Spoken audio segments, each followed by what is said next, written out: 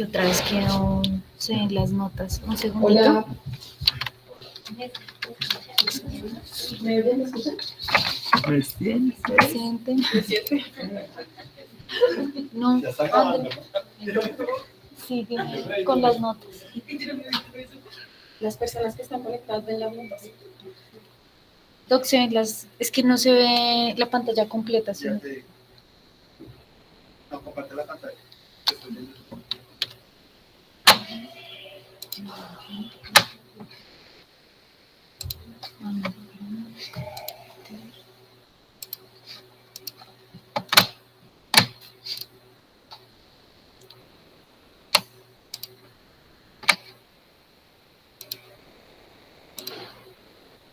Pero se ven las notas, ¿cierto? Arriba, donde dice no.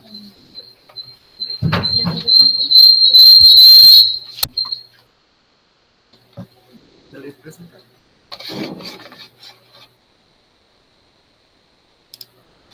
Ah, ok. Gracias.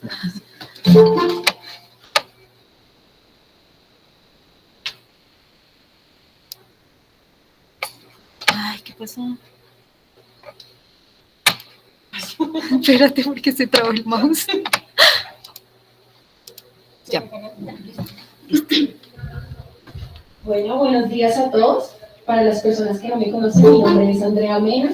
Yo soy residente de pediatría de segundo año y el día de hoy les voy a hablar de hijo de madre con patología autoinmune. Para el desarrollo de la presentación vamos a tener 4 tiempos en los cuales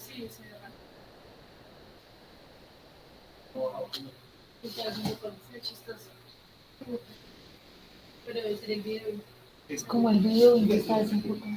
vamos a tener 4 tiempos principales en los que se va a dividir la presentación. Inicialmente vamos a hablar de los antecedentes iniciales y las consideraciones en torno al hijo de una madre con patología autoinmune. Posteriormente vamos a hacer una caracterización y fisiopatología de lo que concierne al paso de anticuerpos y su relación con la presentación de las diversas patologías, a determinar el compromiso que pueden tener los hijos de madres con patología autoinmune, tanto en la etapa neonatal como posteriormente en la etapa preescolar y escolar, y finalmente hablar del abordaje que debemos tener en cuenta cuando nos enfrentamos a un hijo de una madre con la patología autoinmune. Empezamos hablando de los antecedentes iniciales. La consideración de hijo de madre con patología autoinmune se hizo en torno a los hallazgos de bloqueo cardíaco completo congénito. Cerca del año 1901 se dieron los primeros reportes de hallazgos de recién nacidos con bloqueo cardíaco. Posteriormente, para el año de 1966, se hizo una publicación en la cual se estaban reportando 2 casos y posteriormente 3 casos de recién nacidos con bloqueo cardíaco, en los que todavía no se hacía la asociación de estos con ser producto de una madre con una patología autoinmune. Y ya posteriormente, para el año de 1970, fue cuando se estableció la asociación entre la presentación de un bloqueo cardíaco congénito y ser producto de una madre con una patología autoinmune, específicamente en este caso siendo hijos de madres con lupus eritematoso sistémico. Así entonces, cobra relevancia el conocimiento de la presentación de un hijo de una madre con una patología autoinmune, tener en cuenta que cuando tenemos una paciente con una patología autoinmune, estas generalmente tienen una frecuencia de presentación en la etapa de adulto joven o adolescencia, que es la etapa fértil de la mujer. Por eso es importante tener en cuenta cada una pues, de estas determinaciones. Recordar también que las patologías o la presentación de una madre con una enfermedad autoinmune y embarazos, se han realizado diversos estudios en los que se ha tratado de tener en cuenta o conocer las diversas manifestaciones para así pues tener conocimiento de la presentación de la enfermedad o del compromiso que pueden tener los recién nacidos. De este entonces se tiene en cuenta que hay 2 espectros clínicos diferentes y es el de la madre con la patología autoinmune que tiene manifestaciones clínicas en los que tenemos la sospecha y otro en los que tenemos la sospecha de la enfermedad aún sin tener las manifestaciones. Y finalmente tener en cuenta que siempre es importante reconocerlo por la morbimortalidad materna que causa, así como la morbimortalidad fetal que se puede asociar, y las comorbilidades a largo plazo que tienen estos pacientes, que es en lo que basaremos la presentación. Para empezar entonces, quiero traerles un poco de fisiopatología. Es importante que tengamos en cuenta esta fisiopatología porque nos va a explicar de qué forma una madre con una patología autoinmune se genera el compromiso posterior en el recién nacido. Esta gráfica es muy bonita porque resume cada uno de los aspectos que se tienen en cuenta en la fisiopatología. Inicialmente, y para el lado izquierdo de ustedes, tenemos el aumento o los factores de riesgo que generan que tengamos un mayor riesgo o ser más propenso a un recién nacido a un cuadro inmune. En esto hay que tener en cuenta tres consideraciones relevantes. La número uno es el ser hijo de una madre con una patología autoinmune que genera que este recién nacido, o pues que genera que la madre tenga la presencia de los anticuerpos anti-ROC y anti-LA, y de esta forma, estos al estar relacionados con la patología autoinmune, puedan ser los que estén presentes en el feto. ¿Cómo es el desarrollo o cómo tenemos este cuadro clínico? Tenemos que estos anticuerpos son ribonucleoproteínas, y al ser ribonucleoproteínas, en ellos encontramos dos características esenciales: su componente proteico y su componente de ribonúcleo, en el cual tenemos la presencia del ARN, que específicamente en cuanto a ARN polimerasa es lo que vamos a encontrar en la presentación de la patología, así como la presencia tanto de anti-RO y anti-LA como determinantes antigénicos para el desarrollo de cada una de las complicaciones en el recién nacido. Es importante tener en cuenta entonces que se han asociado 3 puntos más a la fisiopatología o a la presencia de complicaciones o de hallazgos que se tienen en cuenta en un recién nacido producto de una madre con una patología autoinmune. El primero es el microquimerismo materno. ¿Qué es lo que establece? Establece o fundamenta la presencia de los anticuerpos que les acabo de nombrar anteriormente y su paso transplacentario, y estos no ser reconocidos por el sistema inmune del feto, sino que es propenso o se perpetúa dentro del feto, y estos posteriormente se van a asociar a los hallazgos que pueden tener de la presencia de los anticuerpos. La migración del núcleo a la célula en las alteraciones apoptóticas que se ha evidenciado que se presentan en estos pacientes cuando tenemos los hallazgos positivos de los autoanticuerpos, y la disminución en la regulación de los toll-like receptors y de las células T, que en lugar de tenerlos estos recién nacidos como unos para reconocimiento de antígenos, están disminuidos y pues se perpetúan. Hay que tener en cuenta, y muy importante, lo he señalado arriba, la presencia o la importancia que cobran los anticuerpos anti-RO y anti-LA. ¿Por qué? Porque son los dos que se han asociado a las presentaciones patológicas o en los cuadros clínicos de los hijos de madres con enfermedades autoinmunes. ¿Por qué esto? Porque la presencia de un anti-LA se ha asociado a las manifestaciones cutáneas que pueden tener los hijos de estas madres, especialmente aquellos que tienen un cuadro típico de un lupus neonatal, y los anti-RO a la presencia de estos autoanticuerpos a nivel cardíaco, que son los que se asocian con el bloqueo cardíaco congénito, que es una de las situaciones características que se pueden presentar en estos recién nacidos. Y para resumir todo lo que se dijo anteriormente, lo que busca es mostrar cómo cada una de las partes que acabamos de revisar está presente en un paciente con un lupus neonatal. La imagen que nos muestra en el centro, pues la patología, y adicionalmente cada una de las situaciones y los mecanismos fisiopatológicos que están afectados y que se han encontrado en cada uno de estos niños y que fueron los que les expliqué anteriormente. Así pues, teniendo en cuenta este paso transplacentario de los anticuerpos y el microquimerismo, la disminución en cuanto a toll-like receptors, es importante recordar que para ver el compromiso, va a estar asociado, o las malformaciones que podamos encontrar van a estar en relación con el desarrollo fetal. Traje esta imagen, es una imagen de una revisión de embarazo en mujeres con lupus eritematoso sistémico. Es una revisión reciente de este año de agosto, y con esta imagen buscaban resumir la etapa en la presentación del cuadro clínico, es decir, según el tiempo en el cual se presentaba la alteración, cómo podía asociarse a defectos mayores o alteraciones menores. De esta forma, entonces, vamos a encontrar en cada uno de los cuadros que tenemos divididos con las líneas continuas, la afección que se puede presentar en los diferentes órganos y sistemas. Así pues, entonces, vamos a tener en cuenta, ahora para la revisión de los compromisos, cómo cerca de la sexta semana vamos a tener las alteraciones mayores que pueden ocurrir a nivel cardíaco y cómo estas van a generar compromiso posterior en el recién nacido. Así pues, entonces hay que tener en cuenta que cuando tenemos la presencia de estos autoanticuerpos, posteriormente, para cerca de la 16 semana, se va a producir el paso transplacentario y se presentarán las alteraciones.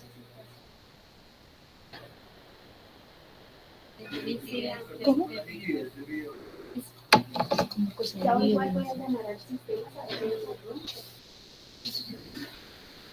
Entonces, de esa forma, las barras negras van a mostrar los momentos en los que se pueden presentar las alteraciones que van a conducir a defectos mayores, y las que quedan en blanco, cómo se asocian a defectos menores, teniendo en cuenta las alteraciones previas presentadas entre la primera y la séptima semana.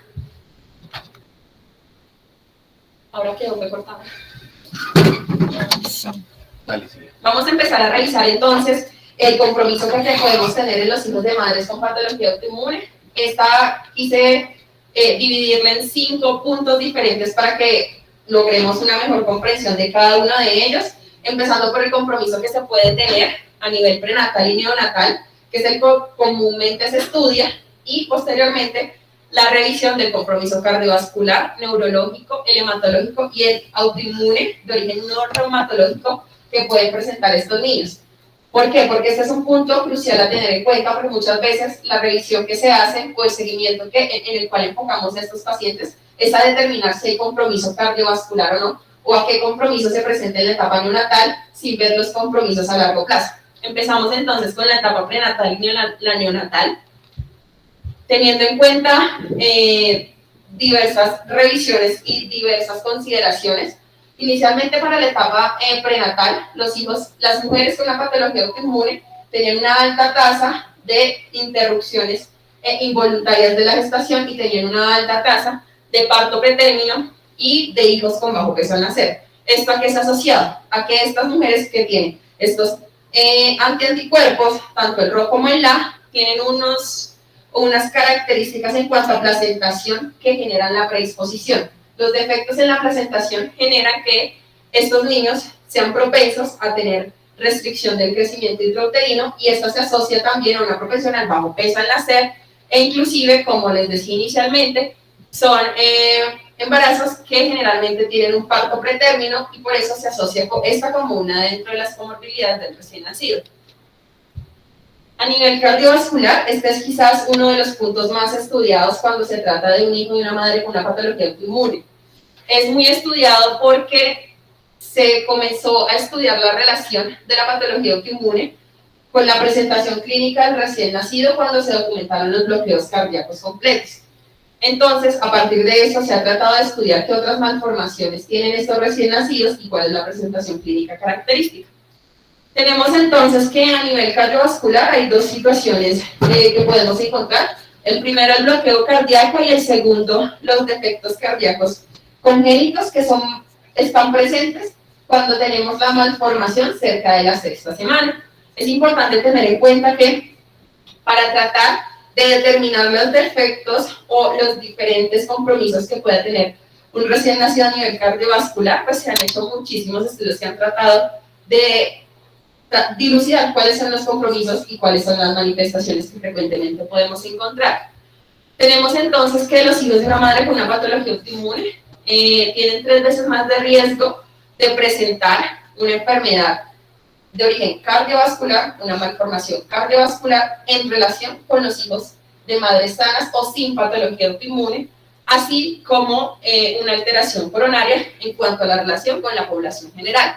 Es importante tener en cuenta también que estos datos se han soportado o se han validado un poco más en cuanto a estudios les traigo un reporte de Circulation, en el cual hicieron un estudio de enfermedades coronarias en hijos de madres con enfermedades autoinmunes, y lo que ellos encontraron es que tenían 26.488 lactantes con una prevalencia general de una enfermedad o de una cardiopatía en 116.2 por cada 10.000 de los nacidos vivos de dicho estudio de Circulation, y de los cuales el 22.3 por cada 10.000 tenía una cardiopatía coronaria grave. ¿Esto a qué se asoció? ¿O cuál fue la conclusión final? Que aquellas madres con una enfermedad del tejido conectivo tenían un mayor riesgo de tener un hijo con un compromiso cardiovascular en el momento del nacimiento.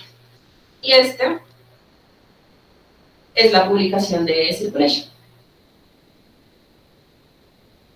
Este es otro estudio que muestra el compromiso cardiovascular. Este fue hecho prenatal, y lo que ellos hicieron fue a las mujeres con una patología autoinmune realizar ecografías con detalle a nivel cardiovascular para estudiar qué compromisos se podían encontrar de forma antenatal en relación con los diversos estudios que ya se habían hecho en la etapa neonatal. Aquí ¿qué hicieron? Reunieron 41 madres, estudiaron 41 fetos, y lo que ellos encontraron es que tenían de estas 41, 24 tenían malformaciones cardíacas congénitas. La mayor frecuencia de esto fue la insuficiencia valvular, en donde 15 fue tricuspidios fue aórtica, 4 bloqueos cardíacos completos, que es el cuadro más descrítico en el que se empezó a estudiar el compromiso cardiovascular de una madre con una patología autoinmune y el compromiso del feto, y uno de ellos con transposición de grandes vasos. Entonces, ¿cómo sucede esto o por qué se presenta? Recordando lo que hablamos anteriormente de la fisiopatología, traigo a colación nuevamente el daño que pueden causar los autoanticuerpos, tanto el anti-Ro y el anti-La, y su asociación con el desequilibrio de las citoquinas, como vimos anteriormente en la disregulación, que ocurre por la disminución en cuanto a la productividad de las toll-like receptors y la disfunción de los linfocitos T. ¿Qué pasa? Este daño que ellos generan por el desequilibrio de citoquinas, lo que van a hacer es que se van a unir a los cardiocitos fetales apoptóticos y van a producir que se genere un daño en la conducción. Por eso, cuando tenemos el daño en la conducción y la extensión al miocardio, es que tenemos la presencia de las cardiopatías congénitas en relación con el bloqueo, que ha sido pues, de lo que más se ha descrito, o con los defectos del tabique, teniendo en cuenta el tiempo de presentación en relación con el desarrollo del tabique y cada uno de los aspectos que normalmente ocurren en el desarrollo cerca de la semana 6 y el paso transplacentario que se va a generar de los autoanticuerpos a nivel de la semana 16. Seguimos con el compromiso neurológico, y va a ahondar un poquito más el compromiso que tiene un hijo de una madre con una patología autoinmune, pero a largo plazo. El compromiso neurológico ha estado dividido en 3 características diferentes, y es encontrar cómo se comportaría en la etapa preescolar y cómo se comportaría en la etapa escolar en relación si hay o no alguna característica neurológica que determine o que esté presente en los hijos de una madre con una patología autoinmune. Los hallazgos que nos dicen, inicialmente, que estos niños en la etapa escolar y preescolar tienen un resultado adverso, porque se ha asociado a que son pacientes que tienen necesidades escolares que fueron descritos como necesidades escolares especiales, o que han sido descritas como una disminución en cuanto a las habilidades que están relacionadas con los aspectos de cálculo, sin afectación en las actividades o en la capacidad de la lectoescritura. Esto se ha documentado o se ha fortalecido por medio de diversos artículos, uno de ellos en el cual base como la explicación inicial del neurológico es la presencia de la relación de las necesidades educativas especiales de niños que no se podían acoger a la educación convencional, sino que necesitaban otro tipo de educación, en los cuales se evidenció que el aumento del riesgo se daba en varones. Y el otro de ellos es este que les traigo acá, en el cual se estudió la relación de la ingesta de acetopina durante la gestación y los resultados neurológicos adversos y la presencia de un trastorno del espectro autista en estos niños durante la etapa escolar. Entonces, ¿qué nos tienen? Lo que ellos hicieron fue coger las diversas madres con la patología autoinmune, las que estuvieron tomando azatropina, quedan en este grupo y las que no quedan en el otro. Se establece entonces un control respecto a quién toma y quién no toma, y se estudia así las diversas alteraciones neurológicas que pueden tener. Lo que ellos concluyen con sus diversos estudios es que tomar azatropina durante la gestación, teniendo una patología autoinmune, sin hacer una especificación exacta de qué tipo de patología, puede generar hasta 6 veces más un riesgo de tener un trastorno del espectro autista. De esta forma, entonces, lo que ellos hicieron fue un seguimiento a largo plazo, en el cual el producto final fue concluir el riesgo del espectro autista, pero ellos realizaron una valoración de los niños, inicialmente de las madres en la etapa gestacional, cogieron a las madres, que es lo que nos muestran inicialmente, de antes del parto, los valoraron los primeros 2 años y los valoraron posteriormente a los 4 años para poder generarnos como sus aportes y sus conclusiones. A nivel neurológico tenemos entonces que se han asociado también con diversas alteraciones en el neurodesarrollo, en lo que se trata de retardo del neurodesarrollo o disminución de la velocidad para la adquisición de las capacidades en cuanto a neurodesarrollo, así como también la justificación o la forma en la que se sustenta nuevamente la presencia de un trastorno del espectro autista. En este caso, ya por medio de una revisión general, en la cual se estudiaban cada una de las presentaciones o cada uno de los cuadros característicos en un hijo de una madre con una patología autoinmune, concluyendo así que en los que las madres, los niños, producto de una madre con una patología autoinmune, tenían 1.6, una frecuencia del 1.4%, versus aquellos que no eran hijos de madres sanas, que la frecuencia era de 0.6.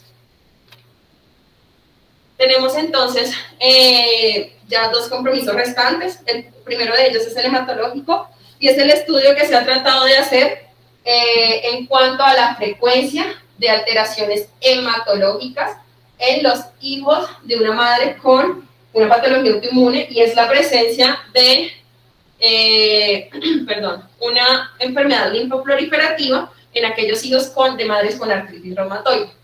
Los estudios en lupus no son muy dicientes ni son muy concluyentes. Por eso se han fundamentado más en cuanto a los hijos de madres con artritis.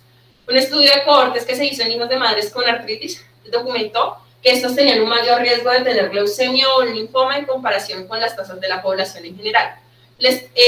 Teníamos como propósito mostrarles el último boletín del reporte en cuanto a la presentación de enfermedades linfoproliferativas en Colombia. Sin embargo, pues no tenemos reporte de este mes, pero entonces la frecuencia oscila alrededor del 1% y no hay estudios en comparación con hijos de madres con enfermedades autoinmunes.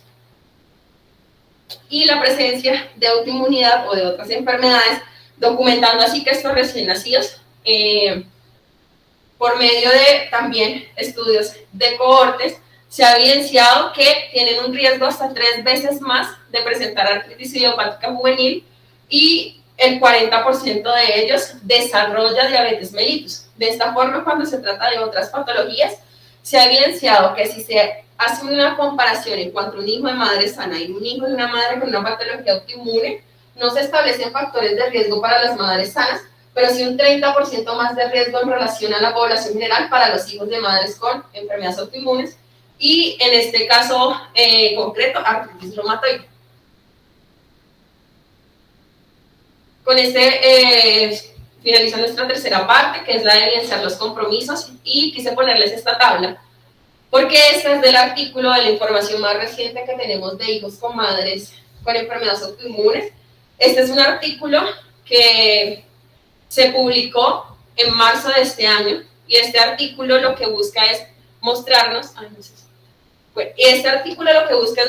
las diferentes malformaciones que pueden tener los hijos de madres con artritis reumatoide en relación a lo que tenemos actualmente en consideración, y es que siempre se ha considerado los compromisos cardiovasculares, los compromisos neurológicos y la presencia de compromiso hematológico.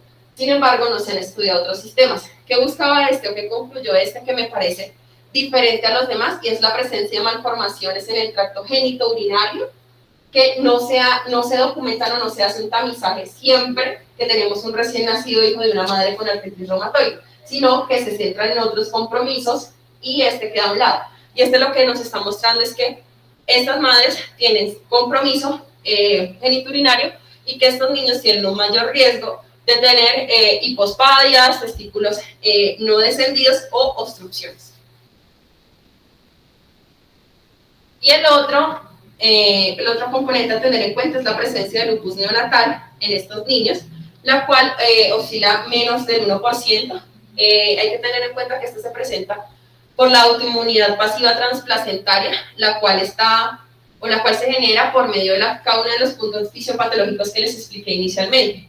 En esto sí hay que tener en cuenta que las manifestaciones clínicas más comunes que podemos encontrar es el bloqueo cardíaco completo, el cual se genera cerca del segundo o tercer trimestre y el cual puede progresar de ser un bloqueo de segundo grado hasta un bloqueo completo de grado 3 al momento del nacimiento, así como la presencia de malformaciones cardíacas como vimos anteriormente y las manifestaciones cutáneas. De esa forma entonces, si se define dentro de las características más frecuentes o dentro de la epidemiología, vamos a tener que los compromisos evidenciados, como les mostraba anteriormente, van a ser estos, los cardíacos y las manifestaciones cutáneas. De esta forma entonces, quise hacer como un recuento histórico de las manifestaciones cutáneas que se han descrito cuando se trata de un lupus neonatal. Entonces, esta tabla lo que nos va a mostrar es como a lo largo de la historia cuáles de estas manifestaciones pues, se han descrito. Iniciamos con las manifestaciones cutáneas y la presencia inicialmente de lo que se llamaba como el rash malar, que fue una de las primeras que se describió en los recién nacidos, hasta las últimas descritas, en donde nos hablan que solamente tener el hallazgo de un eritema que es persistente junto con los hallazgos cardiovasculares anteriormente descritos, el antecedente materno y tener las diversas como manifestaciones cutáneas que se pueden presentar, nos pueden orientar al diagnóstico del lupus neonatal. Y acá entonces, esta parte, para finalizar, quisimos dividirla en dos partes diferentes y es en cuanto al abordaje de artritis inicialmente y posteriormente de lupus.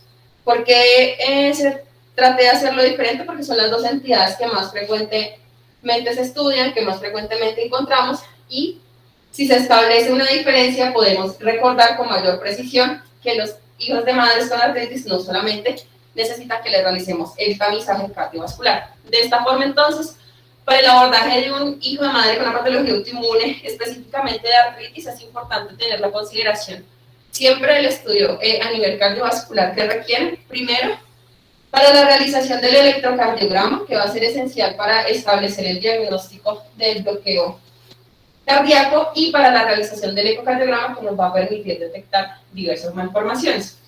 A nivel geniturinario, el examen físico y la ecografía testicular, por lo que vimos anteriormente, y es el riesgo de obstrucciones, de hipospadias y de testículos no descendidos. A nivel urológico, por lo que vimos durante la presentación, y es el mayor riesgo que existe de realizar un diagnóstico de un trastorno del espectro autista a largo plazo. Y en cuanto a nivel de autoinmunidad, por el riesgo que pueden tener estos pacientes, por lo que vimos inicialmente del microquimerismo, de tener la presencia de los autoanticuerpos. Y finalmente, vamos a tener en el lupus unas consideraciones similares a las anteriores, y es siempre recordar la presencia, lo fundamental de realizar el tamizaje cardiovascular por medio del electrocardiograma, el ecocardiograma y la valoración por cardiología. Esto tiene una consideración especial, y es que se recomienda que se realice en los recién nacidos y que se realice un nuevo tamizaje cerca del año de vida, teniendo en cuenta siempre que si hay alguna alteración, la valoración y el seguimiento por cardiología debe ser permanente, así como el estudio completo de la función, el estudio completo por medio de hemogramas, porque estos niños van a ser producto de madres con una inmunosupresión y de acuerdo a los diferentes medicamentos que se han recibido durante la gestación, tienen un mayor riesgo de estado de inmunosupresión. Y dentro de las conclusiones, en cuanto a la presentación, tenemos inicialmente que las enfermedades autoinmunes maternas previamente se asociaban a un a una alta tasa de pérdida de la gestación y a una morbimortalidad significativa. Por eso entonces es importante el conocimiento. Así entonces las enfermedades autoinmunes maternas van a representar un mayor riesgo de morbimortalidad materno-fetal durante la gestación. Los niños nacidos de mujeres con lupus eritematoso sistémico y artritis reumatoide van a tener un riesgo potencial de desarrollar alteraciones neurológicas, defectos cardíacos congénitos, enfermedades autoinmunes cuando se comparan con hijos de madres sanas, y la aparición general de las enfermedades autoinmunes y los defectos congénitos, así como los problemas del desarrollo neurológico, aunque parezca ser poco común por la frecuencia observada, es importante el conocimiento y es importante tener en cuenta que si se compara con la tasa general serán poco comunes.